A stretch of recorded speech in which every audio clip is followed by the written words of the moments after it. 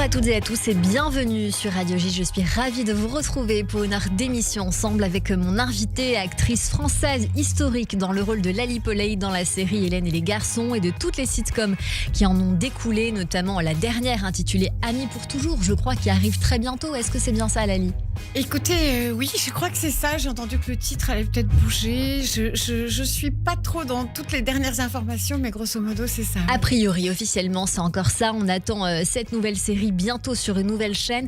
Aujourd'hui, Lali, vous venez donc nous voir pour dévoiler une nouvelle facette de votre talent, la chanson, avec un premier album intitulé Le Pull que vous avez écrit et composé. Un album principalement composé de titres originaux dans lesquels vous évoquez la féminité, la liberté, le couple ou encore la question de l'identité. Comme à notre habitude, l'occasion, comme toujours, de découvrir notre invité en direct sur Radio J. 15h-16h, Cyrielle Sarah-Cohen. Radio J. Bonjour Lali. Bonjour Cyrielle. Je suis ravie de savoir que la présentation vous convenait, parce qu'on a entendu à l'antenne le mot parfait. Merci beaucoup d'être notre invitée pour parler de cette actualité tout à fait brûlante dans un instant avec cet album. Mais tout d'abord, j'ai envie de vous dire que cette émission, c'est tenter de savoir qui vous êtes au-delà de ce que vous faites. Je pense que l'intitulé va bien vous plaire. On va comprendre peut-être à la fin de cette émission pourquoi. On démarre alors avec le début, toujours le début. Lali, je crois savoir que vous êtes née un 5 janvier à Boulogne-Billancourt, en banlieue parisienne alors, avec un papa français, architecte urbaniste, une maman brésilienne, réanimatrice, anesthésiste et ancienne militante au Brésil. C'est important de le signaler pour ce qui vient dans un instant. Vous êtes l'aînée d'une fratrie de 3 enfants, avec une sœur et un frère. Quel genre d'enfance vous diriez que vous avez eu ? Oh, vous êtes très bien renseignée, c'est assez impressionnant. On a eu une enfance heureuse avec un mélange culturel très riche. À la maison, il y avait toujours un passage permanent d'amis, de figures intellectuelles. On a eu vraiment de la chance. On a eu la chance d'être bercés dans quelque chose de très ouvert sur le monde et avec un berceau culturel. Notre père nous emmenait tout le temps nous balader et comme il était urbaniste et qu'il adorait les monuments, tout. C'était une visite guidée permanente et avec le côté brésilien et comme vous l'avez bien fait remarquer, eh bien on était dans une période dans les débuts des années 70, fin 68. On avait une affluence de réfugiés, de personnes d'Amérique latine. Argentine, Pérou, Chili, Bolivie et Brésil qui venaient à la maison. Et on avait beaucoup d'échanges culturels. J'ai appris il n'y a pas très longtemps qu'une de mes nounous, qu'une des personnes qui m'avait gardée à la maison du Brésil et chez les jeunes étudiants était Sébastien Salgado, le photographe.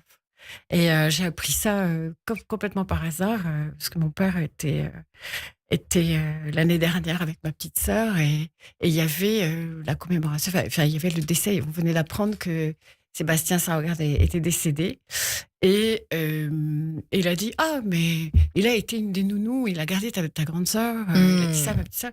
Et donc c'est vraiment révélateur d'une époque où les gens c'était simple. Il y avait un échange intellectuel qui était très important et je pense que on a eu de la chance, on a eu beaucoup de chance. Vous étiez quel genre de petite fille ? J'étais une petite fille... Alors, je me souviens pas de moi, bien sûr. Ce que j'entendais, c'est que j'étais une petite fille assez vive qui dansait dans le salon, qui aimait la nature. J'ai toujours voulu habiter à la campagne avec des chevaux. Voilà, j'adorais la musique, la danse, le piano, parce que je jouais du piano. Et pas véritable... J'aimais beaucoup certaines choses dans mes études, mais c'était pas... J'étais dans le mouvement, on va dire. Enfant, vous écoutez beaucoup de musique en famille. Très vite, vous prenez des cours de piano, de danse, une formation que vous allez suivre jusqu'à l'âge de 23 ans. Vous intégrez le conservatoire de musique à l'adolescence. Et dès l'âge de 15 ans, vous commencez à écrire des textes, des nouvelles, des poèmes. Après le bac, vous entamez des études littéraires. Je crois que vous faites Hippocane, puis du droit, avant de vous inscrire aux Beaux-Arts. Je crois que je sais beaucoup de choses, Lali. Vous êtes bien renseignée, mais c'est fou. Et en parallèle, vous commencez une carrière de mannequin alors que vous n'êtes encore qu'étudiante. Vous voyagez à travers le le monde, au Japon, en Afrique. Vous vivez notamment pendant quelques temps à Londres, ce qui va continuer, je crois, de faire perdurer la musique dans votre vie. On sent que la musique, elle a bercé beaucoup votre enfance. Oui, absolument. La musique a été un véhicule pour la culture de ma mère, puisque, vous l'avez très bien signalé, c'est une femme qui est réfugiée politique, c'est une femme qui a tout quitté, qui ne pouvait pas retourner dans son pays. Donc, à la maison, la musique brésilienne notamment, le jazz, Stan Getz, tout, et les Beatles en même temps, et puis les Rolling Stones après. Enfin, on a eu vraiment la musique était comme une sorte de table où tout le monde pouvait se réunir et échanger en fait.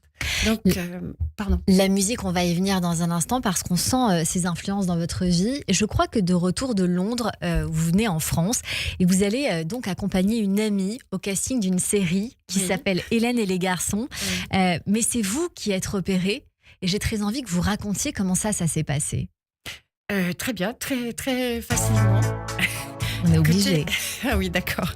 En fait, j'avais une amie qui allait passer ce casting à Saint-Denis, à la Plaine Saint-Denis. Et à l'époque, c'était pas très cool d'aller à la Plaine Saint-Denis. Donc, on faisait souvent nos castings ensemble. Et donc, je lui ai dit, écoute, je viens avec toi.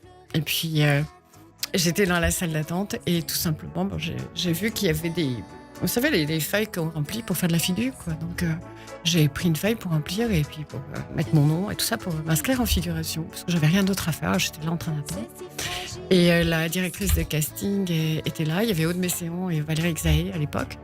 Et elles m'ont dit, mais puisque tu es là, est-ce que tu veux pas passer le casting? Et je leur ai dit que je n'avais jamais pris de cours d'art dramatique, que je me voyais pas passer le casting. Parce que pour moi, c'est important quand même d'avoir le background derrière. Et donc, elles m'ont dit, mais non, mais viens, il faut que ce soit naturel. Donc, au contraire, c'est presque mieux. Bon. Et voilà, j'ai passé le casting. J'avais très peu de phrases à dire, heureusement. Et en fait, ça s'est très, très bien passé. Elles m'ont dit qu'elles étaient contentes, que c'était naturel. Et je suis retournée dans la salle d'attente. Elles m'ont demandé d'attendre. Mon ami est parti. Et puis, je suis allée après dans le bureau de Jean-Luc Azoulay où il y avait Jacques Samin, qui est un réalisateur qui avait fait Nounours, qui avait fait des tas de choses que moi je connaissais petite, mais je ne savais pas qui était ce monsieur. Et on m'a demandé si j'avais une bonne résistance physique, si j'étais en bonne santé, si ça allait bien, si tout était OK dans ma vie. J'ai dit oui, et puis voilà. Et depuis que vous avez 24 ans, je crois que ça ne s'est jamais vraiment arrêté, Lali.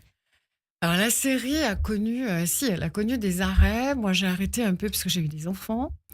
Et j'étais contente d'arrêter ces 2 fois-là.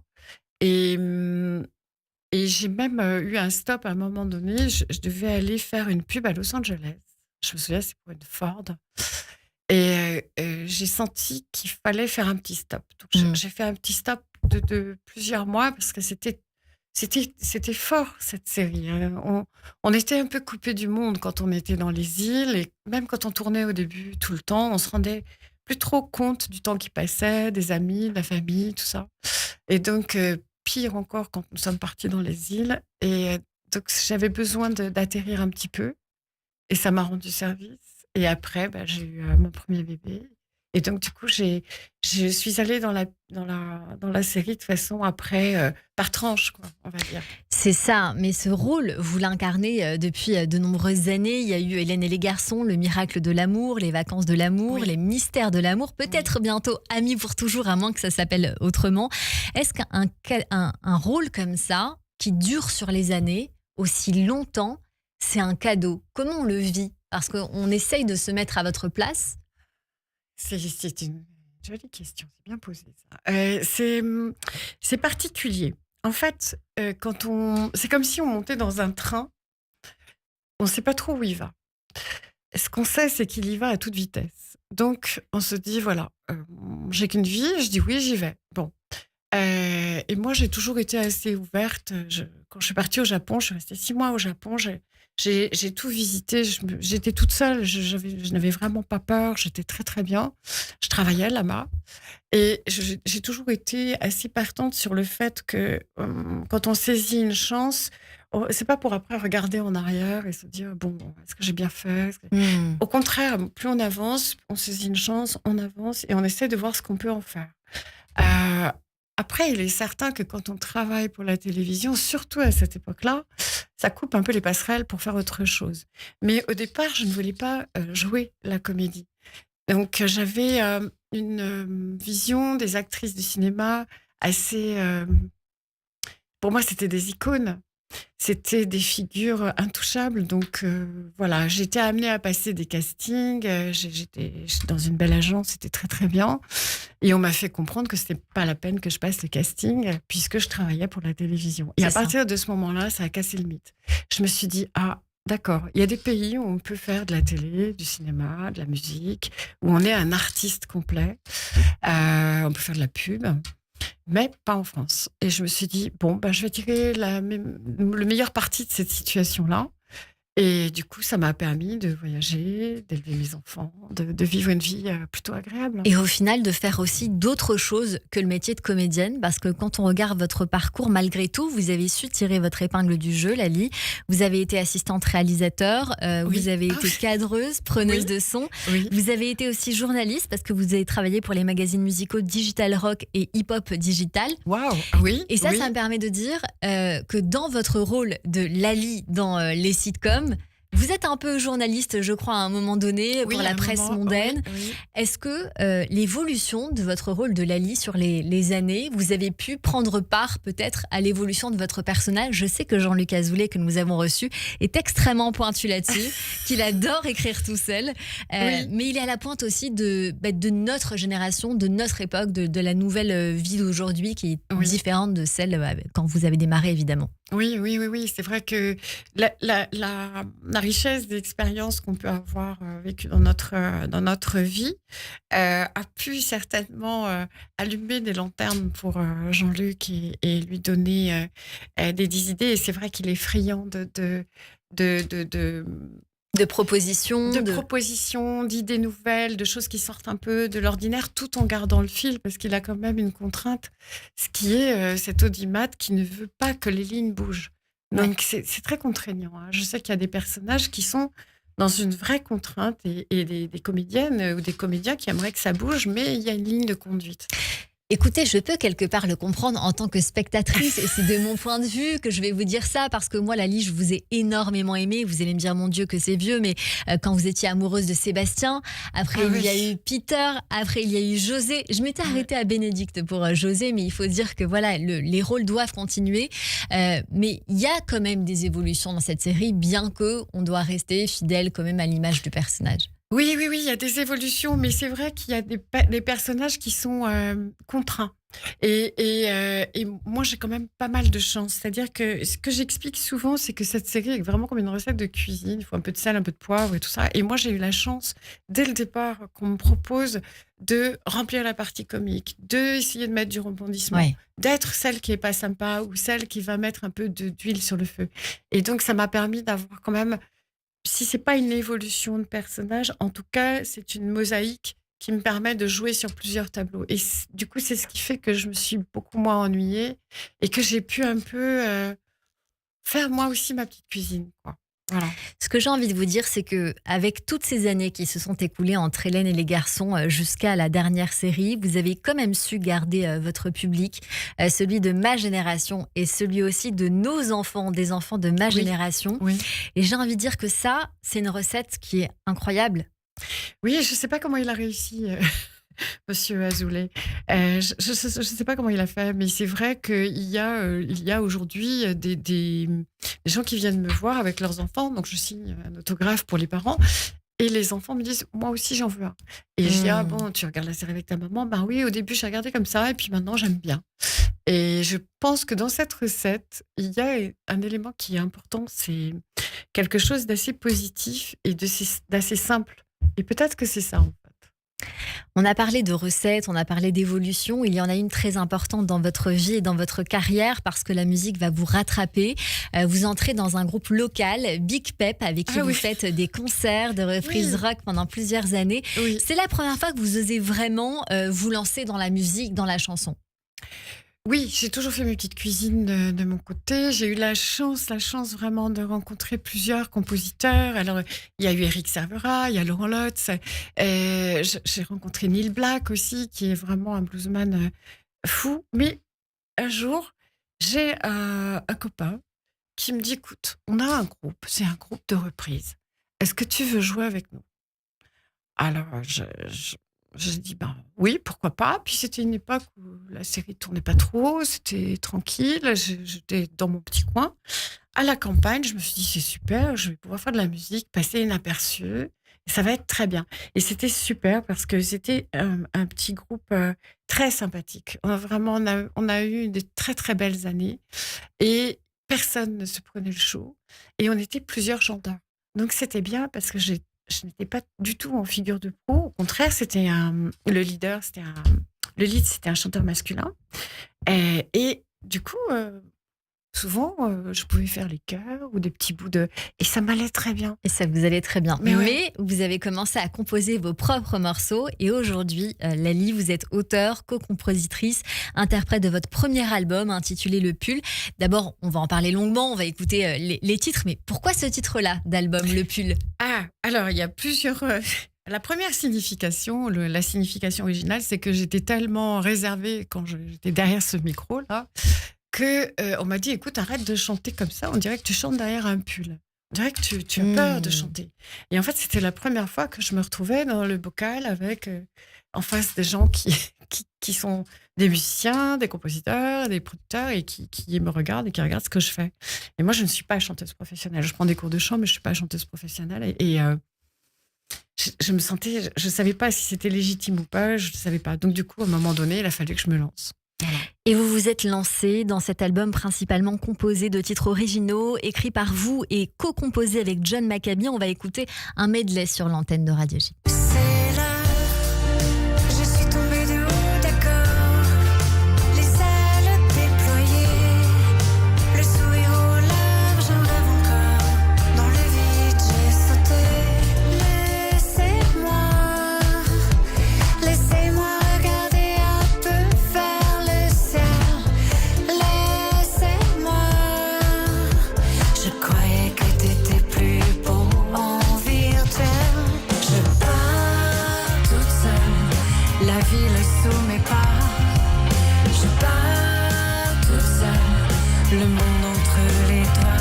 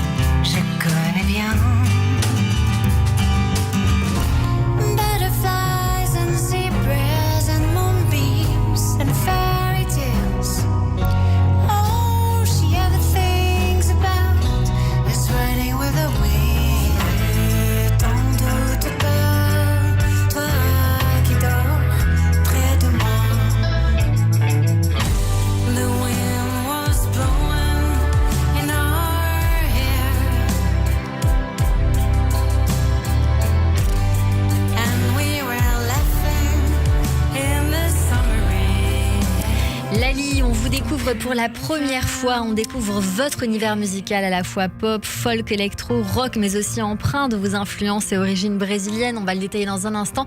C'est un album que vous avez co-composé avec 3 autres personnes. Et je tiens à ce qu'on donne tous les noms. Oui, absolument. Moi aussi, je tiens à ce qu'on donne tous les noms.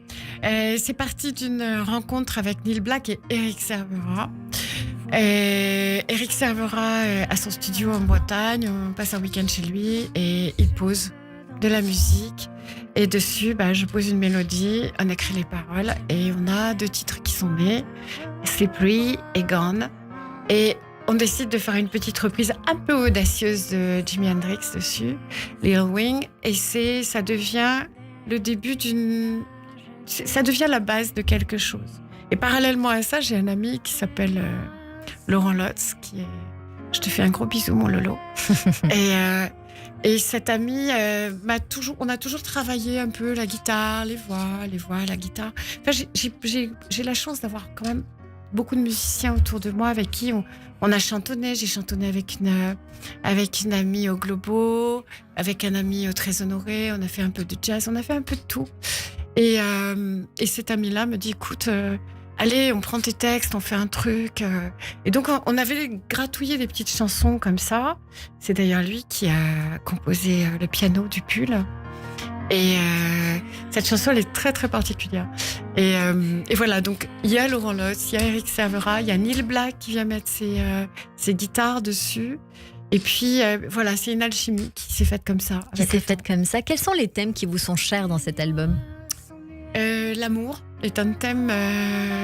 je sais que c'est pas très original, mais finalement, on y est. L'amour avec ce côté paradoxal de... En fait, on en a besoin, on le cherche tout le temps. On est tout le temps en train de chercher un peu de réconfort, un peu d'amour, et on fait précisément l'inverse. On vit dans une sorte d'isolement, on vit dans le plan. C'est une chanson où on dit comment il faut être pour être bien, puis finalement on ressombre dans une dictature un peu différente. C'était d'ailleurs l'ancien titre de cette chanson, mais on m'a dit c'est trop fort, dictature quand même. Donc, ou yoga, mais... je trouve que l'amour est un révélateur de ce qui nous manque le plus et de nos erreurs. Donc, on est amené à se découvrir notre féminité, découvrir l'homme, découvrir aussi le côté un peu sauvage et naturel des choses. Et ça, c'est très fort. Après aussi, il y a des thèmes qui sont plus comme le deuil, la séparation, la disparition. Ça, c'est dans Gone, c'est un thème qui est apparu comme ça. C'est un thème qui est quelque chose qui donne une perspective un peu positive à la disparition. C'est-à-dire qu'une disparition, c'est pas forcément un décès, c'est quelqu'un qui n'est plus dans votre vie. Et cette disparition, elle flotte dans l'air, elle reste encore là. Donc, on a toujours le vent et à la limite, on a peut-être plus de liberté dans cette disparition.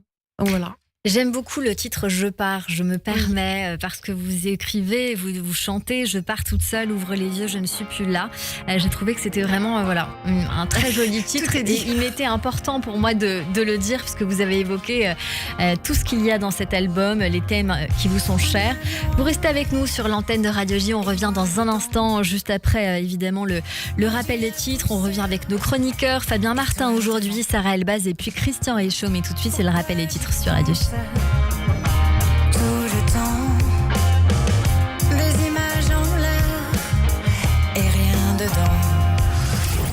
Radio J. Cyrielle Sarah Cohen. –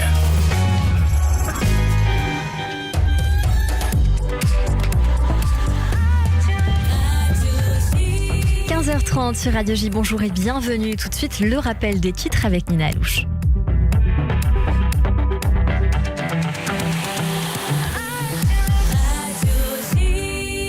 Bonjour Nina. Bonjour Cyrielle, bonjour à toutes et à tous. À la une de l'actualité, Benyamin Netanyahou et le ministre des Affaires étrangères Gideon Sa'ar lancent une procédure en diffamation contre le journal américain The New York Times. Le journal a publié une tribune accusant Israël de violences sexuelles contre des détenus palestiniens. Israël dément ces accusations et estime que le journal n'a pas accordé assez de place aux violences commises par le Hamas, notamment celle du 7 octobre. Selon le New York Times, la publication repose sur plusieurs témoignages vérifiés, je cite, autant que possible. Le président américain Donald Trump et le président chinois Xi Jinping estiment que l'Iran ne doit jamais obtenir l'arme nucléaire et que le détroit d'Ormuz doit rester ouvert. Cette rencontre des deux présidents a permis un accord politique de principe sur l'Iran et la stabilité du commerce mondial, tout en ouvrant la porte à des discussions économiques entre les États-Unis et la Chine. Attaque nocturne russe sur la capitale ukrainienne Kiev. Le bilan s'aggrave. Au moins 4 personnes sont mortes et environ 44 blessés sont recensés.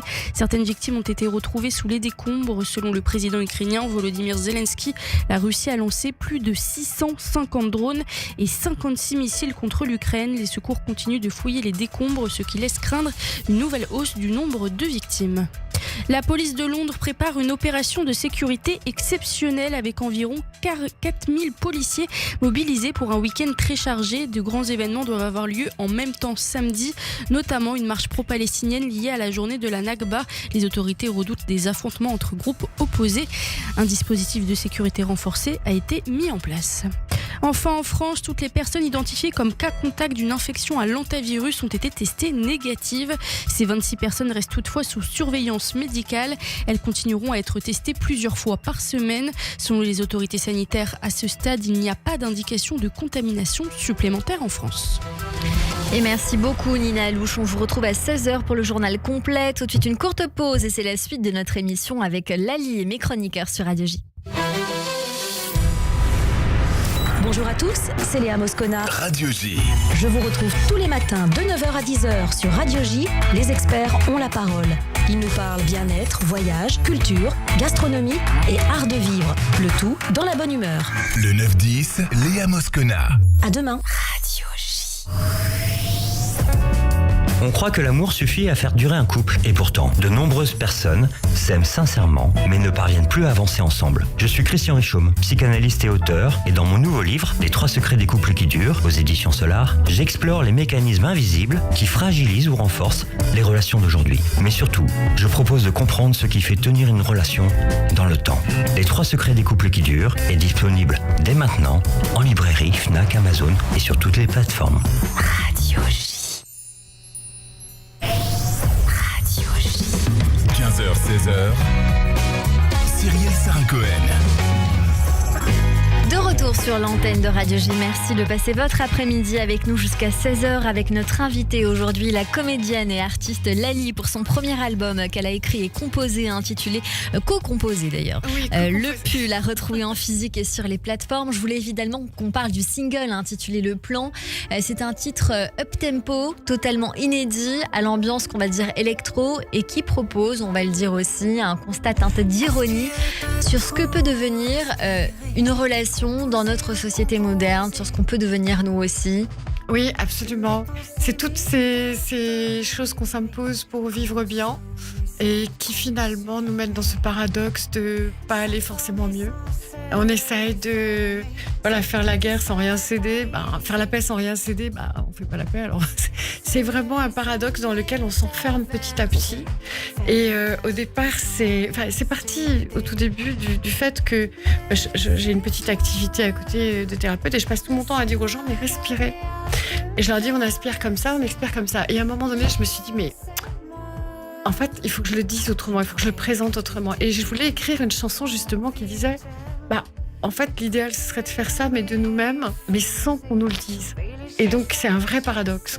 Écoutez, je suis ravie que vous évoquiez cette activité de thérapeute qui, moi, me passionne parce que je crois savoir que vous êtes sophrologue en parallèle. Oui. Vous avez une formation, peut-être un cabinet depuis quelques années. Oui, je travaille en cabinet, je travaille sur des sites de sport aussi. Et je trouve génial que vous puissiez raconter et parler de ça parce que c'est pas tout à fait connu. Et vous proposez un dérivé de l'équithérapie, si je dis pas de bêtises, que vous appelez vous sophro-cavalier, qui est un peu différent, mais c'est une sorte de dérivé. Alors, je rétablis les infos. J'avais suivi une formation proposée par une personne qui s'appelle Marine Goujon et qui s'appelle sophro-cavalier. Mais j'accompagne des cavaliers, moi, à la base, en tant que sophrologue.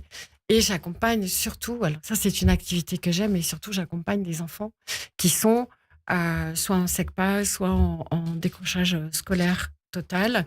Et je travaille avec plusieurs associations, notamment l'association Amae, et ça, c'est vraiment un peu Je travaille avec des sportifs, c'est vrai, avec des cavaliers, mais vraiment, le gros du boulot, c'est avec des enfants en difficulté, des enfants 10 ou des enfants vraiment en décrochage scolaire, des ados, voilà. Donc ça, c'est vraiment mon cheval de bataille. Votre cheval de bataille, c'est le cas de le dire. Un autre single que je voulais évoquer avec vous, Lali, c'est Matador. Quelle est l'histoire de ce titre ? Matador. Matador, c'est une histoire d'une grande...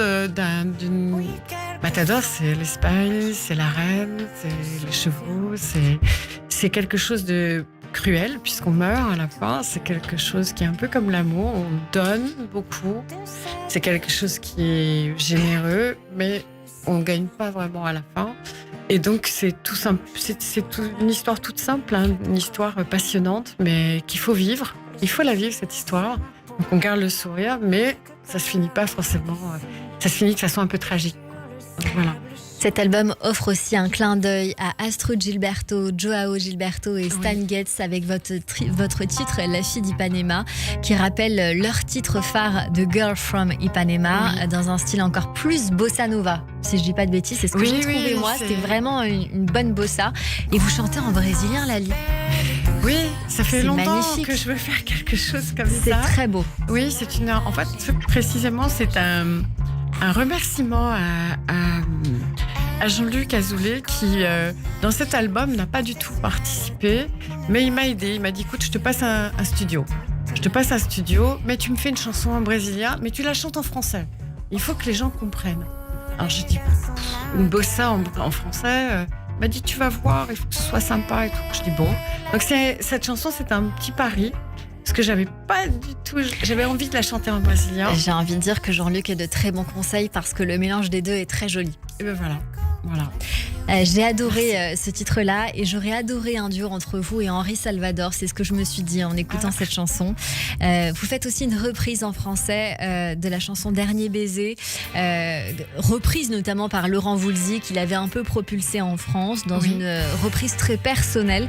C'est le premier titre de cet album en réalité. Oui, absolument. On va écouter un petit bout. Oui. Il faut alors se quitter, peut-être pour toujours. Oublier cette plage et nos baisers quand vient la fin. Voilà, Lali, j'ai adoré cette reprise aussi. On découvre cet album avec vous intitulé Le Pull, qu'on peut retrouver en streaming sur toutes les plateformes, en physique, puisque je l'ai dans les mains. Oui, vous l'avez dans les mains ? Je l'ai dans les mains. D'accord, ok.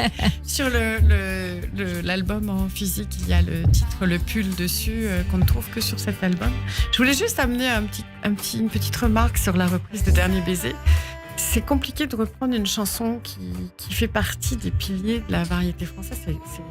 C'est compliqué. Et Laurent Voulzy, c'est quelqu'un que j'admire et que j'aime beaucoup. Et puis, bien avant lui, les groupes des années 60 américains, le nom m'échappe, mais le nom de la personne qui a écrit cette chanson m'échappe. Peut-être que vous le connaissez. Il me semble que je l'ai noté, mais je ne l'ai pas dans les mains. Oui, alors c'est pas C'est Jérôme, ça je le sais, mais c'est un groupe. Mais je me souviens plus. C'est un groupe américain, non ? C'est pas un groupe français. Oui, c'est Jérôme.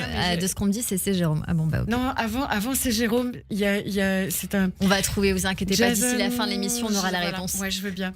Et c'était difficile de reprendre ce titre. Et donc j'avais envie de lui donner un petit côté 60 avec une vraie guitare, avec une voix qui passe comme ça. Et je me suis dit, on va pas aller chercher à faire un truc complètement différent. Restons, c'est joli comme ça, donc ne touchons rien. Brian Island. Oui, nous l'avons. Merci très beaucoup. bien. Et ben voilà, pas merci à mon petit iPad juste en face de moi que Fabien Martin va me tuer. Mon Dieu. Et ben tout de suite, c'est la chronique de Fabien sur Radio J. Radio J. La chronique musicale, c'est avec vous, Fabien. Alors là, j'ai fait un impair. Je ne savais pas, j'avais pas la réponse. Ah, c'est vrai. Bon, je suis rassurée. Pas. J'aurais fait comme vous, je serais allé sur Google. Bonjour Fabien. Bonjour Cyrielle, bonjour Lali. Bonjour. On entend souvent dire, ouais, la musique de toute façon, c'est que du piston, t'as beau avoir du talent. Si tu connais pas les bonnes personnes, eh bien, je tiens à remettre les choses au clair tout de suite, à remettre les pendules sur les i. Tout cela est complètement vrai, bien sûr.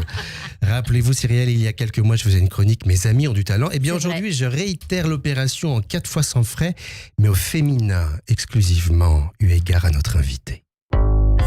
Alors quand je dis amis, ça peut être aussi des chanteuses avec qui j'ai pu travailler, mais ce sont surtout des filles dont le cœur et le talent sont aussi grands l'un que l'autre. Prenons Élodie Vrobel par exemple, des mots à l'emporte-pièce, des riffs qui te collent à la peau et un paysage qui défile sous tes yeux. Des heures à l'envers, des vers en verre, le travers ou l'enfer. Comme j'ai pris perpète dans ma tête, les tempêtes, les dettes de ma quête à tue-tête. Élodie nous vient d'Épernay, région du Champagne, et oui, ça pétille, là-haut dans sa tête, dans ses notes. Enfant, à l'école, elle rêvait du monde qui dansait derrière la fenêtre, imaginait des refrains clandestins. Aujourd'hui, ce monde, elle a décidé de le prendre à bras le corps et de le construire de ses propres mains.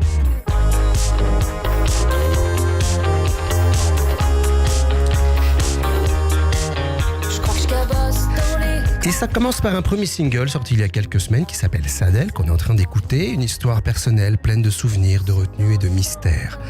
pop dark, French wave, on appellera ça comme on voudra. Moi je dis juste que Élodie Vrobel, c'est une voix à part, sans fioriture, sans effet, une voix qui te regarde droit dans les yeux avec un petit sourire en coin et qui te dit « Vous reprendrez bien une petite coupe ?» Tout à fait. Mais comme la vie est cruelle.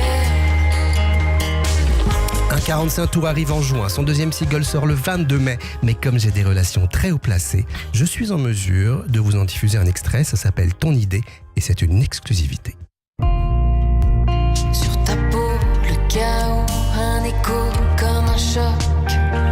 Ma vie tout en roll and rock.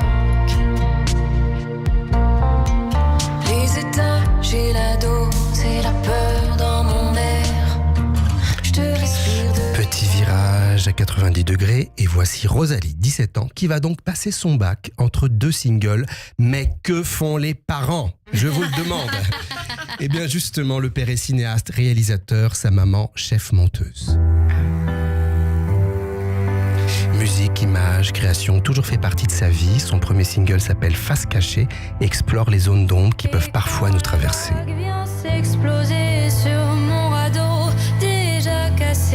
Je vais vous dire toute la vérité, je l'ai entendu il y a quelques jours sur Spotify, donc je suis ravie que vous nous le proposiez. Vous avez un bon algorithme. Quant à Rosalie, elle intègre la maîtrise de Radio France à 9 ans, écrit sa première chanson à 14, celle qu'on est en train d'entendre, et navigue sur un joli radeau entre la chanson française et la pop électro de son temps. Billie Eilish n'est jamais loin dans le cœur des ados, vous savez. Ouais. Mais Rosalie continue de tracer une route bien à elle. Son deuxième single est prêt, il devrait sortir autour de l'été. Mais comme j'ai des relations très, très haut placées, je suis en mesure de vous en dévoiler un petit extrait. Dans mon brouillard, je veux plus dormir. On cherche à éviter l'erreur. Ah, j'adore. Partir. J'en suis Et au ravi. fond, dans tout ça, je Et on termine notre petite série du jour avec Déborah Leclerc, Que l'on connaît sur Radio que J. vous connaissez, que vous avez reçu. Déborah, qui chante la soif de liberté, la vie à gorge déployée, dans un shaker de jazz moderne, de soul R&B, comme une Amy Winehouse du 20e arrondissement, ou une cousine éloignée de Olivia Dean. je ralentis. Matin, les gouttes de pluie font la course sur mes carreaux. Une voix un peu cassée comme on les aime. Déborah, t'as encore oublié de prendre ton sirop ce matin, mais continue comme ça parce qu'il faut dire que ça lui va très très bien. Dimanche, c'est la maison dans mes draps, du Sinatra en fond. Repéré par André Manoukian, qui s'y connaît quand même un tout petit peu, qui la prendra un temps sous son aile et produira son premier EP. Première partie de Clara Luciani, de Hervé, de Charlie Winston. Beaucoup de scènes en à peine quelques années. La fille a même fait une mini-tournée au Brésil. Sans doute là que lui est venue cette chanson à l'inspiration bossa novienne. Mon ego à l'arbitrage me soucie de l'image que je renvoie. Mes doutes sont face au cage, j'avance avec la rage et le sang. Son deuxième EP s'appelle Maison, il vient de sortir. Un vinyle qui réunit ses 2 EP est donc également disponible. Et elle sera en concert le 26 mai au Solo à Paris et le 27 au Théâtre de l'Opprimé. Tu me vois briller, tu donnes à tout ce jeu en sans air. Alors voilà, sensible, volontaire, il faut l'être quand on veut faire ce métier, surtout au féminin. Être à fleur de peau, mais sans jamais se laisser marcher sur les pieds. Devenir une boss lady et garder son âme d'enfant. Tout un programme. Allez donc écouter ces 3 âmes sœurs, ces 3 amies hypersensibles, chacune à leur manière, qui essaient de transformer leur peine et leur tourment en extase. Waouh, magnifique. Déborah Leclerc, on le rappelle, Rosalie et puis Élodie Vrobel. Merci beaucoup Fabien Merci. Martin pour cette chronique sur Radio J. Tout de suite, c'est le billet du jour avec Sarah Elbaz. Le billet du jour. Et oui, ça s'enchaîne, Nali. Tout de suite, pas le portrait. Dans un instant, ce sera le portrait, mais c'est le billet avec Sarah. Bonjour Sarah. Bonjour Cyrielle, bonjour Lali.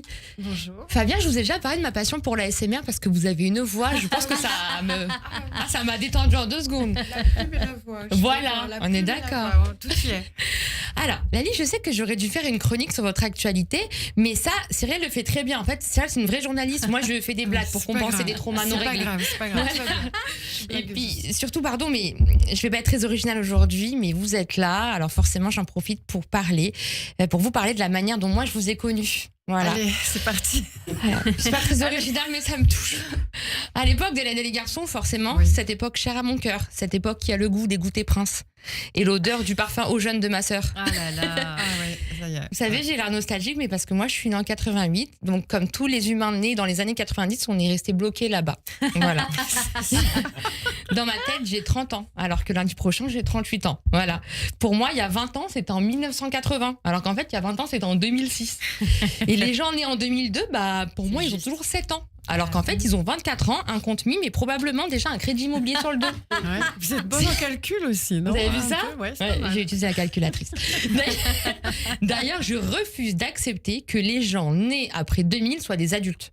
Parce que pour moi, un adulte, c'est quelqu'un qui a connu le bruit du modem Internet, les CD qui sautent dans la voiture et les génériques d'AB Productions, bien évidemment. On y vient. Parce que nous, on a grandi avec ça. Avec ces séries où tout le monde vivait en bande, où les histoires d'amour étaient le centre de l'univers, où un simple regard de travers pouvait provoquer une crise diplomatique dans le garage. Bref, aujourd'hui, les séries pour ados à 16 ans, c'est pas pareil. Hein. Ils ont tous un trauma, une addiction, un podcast, un coach en développement personnel et 3 relations toxiques. Oui. Voilà. Dans Hélène et les garçons, le plus gros drame, c'était José a regardé une fille 2 secondes de trop. Et ça faisait 14 épisodes. Et nous, on était là. Oh mon Dieu, mais le couple va-t-il survivre? Puis il faut dire la vérité, cette série nous a donné une vision très étrange de la fac. Voilà, parce que moi, je pensais que tout le monde était beau, tout le monde faisait de la musique, et surtout qu'on passait plus de temps à boire des cafés qu'à réviser. Spoiler alerte, c'était faux. Moi, quand je suis arrivée à la fac, il n'y avait pas un seul garçon déjà qui ressemble à Sébastien. Il y avait plus des gars qui ressemblent à des pulls qui ont déjà vécu 3 hivers et une raclette mal digérée, mais bon. Et là, j'ai compris que la production de la vraie vie, ça n'avait pas clairement le même budget casting, c'était un peu plus serré, quoi. Puis j'ai compris que je croiserais jamais Cricri à l'Amphi 14. Voilà. J'ai cherché, j'ai pas trouvé. Ouais. Il y avait un vrai truc dans cette série. Ça parlait d'amour sans cynisme. C'était bien avant les red flags, avant les situationships, avant les remis de 4 heures, avant qu'on transforme chaque rupture en podcast de 8 épisodes intitulé « Comment j'ai survécu à un pervers narcissique bélier ascendant toxique ». À l'époque, quand quelqu'un s'ouvrait en amour, il regardait par la fenêtre avec un synthé triste derrière. Voilà. C'est ça, oui. Et honnêtement, ça suffisait. Enfin, on vivait bien avec nos traumas, quoi. Et puis surtout, quand je pense à cette série, je pense à ma sœur, ma grande sœur. Je nous revois devant la télé, à commenter les histoires comme si c'était nos voisins, nos amis, à débattre pendant des heures pour savoir qui allait finir avec qui. Et je réalise qu'on regardait pas juste une série, on regardait une époque. Une époque où l'amour avait l'air naïf, où les gens entraient sans frapper, où personne n'avait de mot de passe Netflix. Et où vous, Lali, vous aviez et vous avez toujours plus de présence que la moitié des influenceurs d'aujourd'hui, excusez-moi. Ah ouais, ça c'est mignon. Et franchement, du plus profond du cœur de la Sarah qui a traversé toutes les générations, ça fait vraiment plaisir de vous voir aujourd'hui. Merci beaucoup, Sarah Elbaz, pour ce billet du jour sur l'antenne de Radio J. Tout de suite, c'est le portrait de notre invité. Le portrait psychologique. Radio J. Non, la vie, ne faites pas ce regard, surtout pas. Tout de suite, c'est votre portrait dans le regard de Christian Richomme. Bonjour, Oh là là, Christian. ouais. Bonjour Cyril, bonjour Lali. Bonjour Il n'y Christian. a pas d'inquiétude. Non, je le sentais J'ai- que je suis très détendue. J'ai compris que le plan c'était de mettre un pull. C'est ça. Donc c'est j'ai essayé de faire cela. C'est ça. Merci. Alors en vous écoutant, j'ai vu qu'il y avait une histoire de train. Et vous l'avez utilisé une fois ce mot, mais je vais essayer de remettre tous les wagons et tous les chemins. Il y a ce premier départ à Boulogne, où on est avec une famille multiculturelle, Oui, avec un père qui nous fait de la visite et du guide permanent, oui. et cette mère qui m'apporte tout ce côté intellectuel et ce côté solaire de l'Amérique latine. Donc ça, c'est mon premier train, et puis ensuite, derrière, il y a mon frère et ma sœur, et on est dans le même train, et je suis dans une fille qui est assez vive, qui aime la nature, Oui, et qui aime les choses. Ensuite, on prend le train de ses études, oui. comme l'a dit Cyrielle, mais très vite, on change de train. Et vous m'avez dit, j'ai pris un train, je ne sais pas trop où il y va à vive allure, mais on saisit sa chance. Oui. Et vous voilà dans cette série qui a fait énormément d'épisodes, qui a duré très très longtemps et qui a eu un énorme succès. Et vous voilà propulsé dans un personnage Oui. et à la fois isolé. Oui, tiens, ça c'est marrant. C'est la première fois qu'on me parle de ça, oui. Ça veut dire que vous devenez cette personne, alors que à la base, vous êtes très jeune et vous devez construire votre propre chemin, mais on vous dit, vous êtes cette personne. Et vous vivez pendant des années avec cette personne. Et vous nous l'avez dit, on est comme sur une île en fait. On est un petit peu isolé, on est dans ce rôle, on est un peu coupé du monde. Et quand il y a eu vos enfants, il y a eu des breaks. Des breaks pour le retour au monde en fait. Le retour à des choses qui étaient un petit peu différentes. Mhm. Alors vous avez peut-être changé de train. Il est médium ou pas? Non, parce que vous parlez comme un médium. J'ai peur de ce que vous allez me dire après. Et vous n'avez pas eu peur jusqu'à présent. Non, ça va. Et on saute de ce train et on saisit à nouveau sa chance. Il y a Un peu comme un médium. il y a ce petit groupe de musique où, Impressionnant. du coup, vous n'êtes pas la tête de proue. Et ça, c'est très bien. Parce que c'est une façon de vous retrouver. Une façon aussi d'exprimer à travers les chansons vos émotions, de retrouver cette liberté. Cette liberté que je n'avais pas forcément avant, parce qu'avant, je faisais un rôle. Et là, je peux parler de ce que je ressens et de ce que je vis. Et c'est ça, votre dernier train aujourd'hui. C'est, en fait, je suis descendu du train. Et comme vous nous l'avez dit, maintenant, je fais ma propre cuisine. Oui. Ça veut dire que je compose avec mes émotions, je compose avec mon expérience, je compose avec mon ressenti. Ça veut dire, avec cet album, vous parlez de vos émotions, vous parlez de l'amour paradoxal, cet amour où on cherche de la sécurité, mais des fois on trouve de l'insécurité. Oui. C'est ça le paradoxe. C'est que on cherche à être heureux, mais des fois on est malheureux. Mais c'est ça l'amour aussi.